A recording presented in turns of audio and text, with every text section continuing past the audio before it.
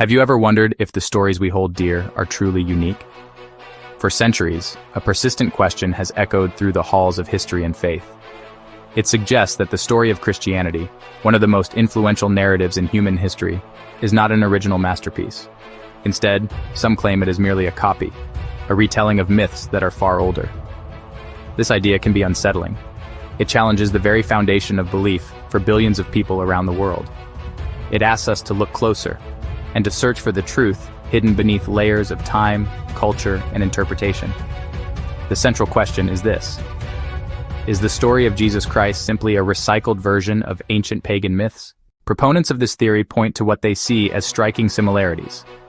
They mention figures like the Egyptian god Horus, the Persian deity Mithras, and others who they claim share key life events with Jesus.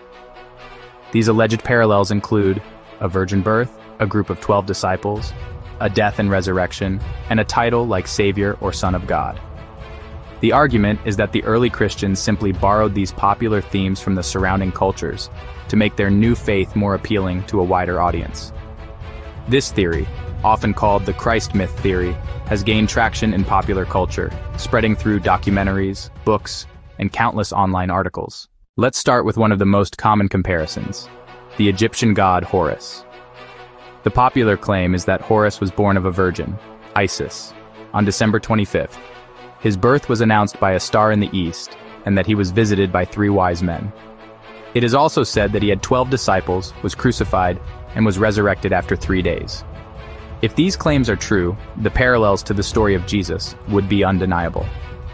However, when we turn to actual Egyptian mythology and the historical records, a very different story emerges. The goddess Isis was not a virgin. She conceived Horus with her husband Osiris after reassembling his dismembered body. There is no ancient Egyptian text that mentions a birth date of December 25th for Horus, nor is there any mention of a star in the east, or a visit from 3 wise men. If the popular comparisons fall apart under scrutiny, what then makes the story of Christianity unique? One of the most significant distinctions lies in its historical context. Unlike the myths of Horus or Mithras, set in a distant mythological past, the Gospels place Jesus in a specific time and place. They name real historical figures: Pontius Pilate, Caiaphas. They name real cities: Jerusalem, Bethlehem, Nazareth. The central message was profoundly countercultural. God becoming a humble human, a carpenter from a small town, radical. In the Roman and Greek worlds, gods were powerful, distant, and capricious. The idea that the divine would suffer and die by crucifixion, a shameful punishment for the lowest criminals, was scandalous. It overturned ancient ideas of power and divinity. Jesus' teachings presented a unique moral framework. Love and justice existed elsewhere, but the radical emphasis on loving one's enemies, forgiving those who wrong you, and prioritizing the poor and marginalized was revolutionary. The Good Samaritan directly confronted social and ethnic prejudice. Finally, the resurrection claim is unique.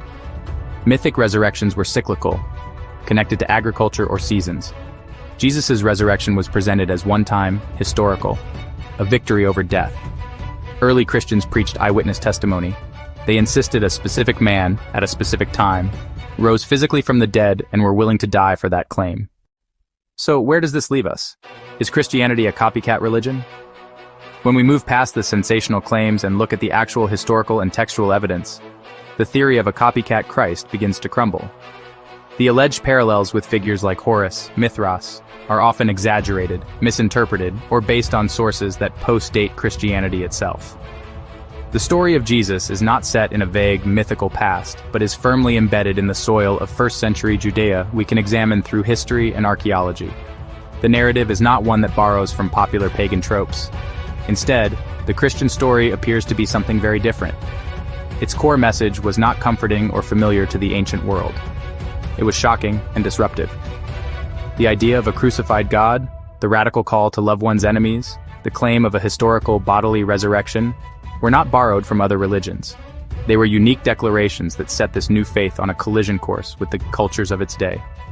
This journey through history is not about proving beliefs right or wrong. It is about critical thinking and honest investigation.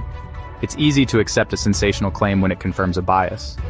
It's harder to do the patient work of sifting through ancient texts, understanding historical context, and weighing the evidence for ourselves. Ultimately, Christianity invites us to be a historian, a detective, a seeker of truth. Look at the evidence for yourself. Read the ancient texts, not just the Gospels, but the myths of Egypt, myths of Persia. Ask where the story of Jesus of Nazareth stands in human history. Is it another borrowed thread, or a different colored thread that changed the world's design? The answer is waiting in the pages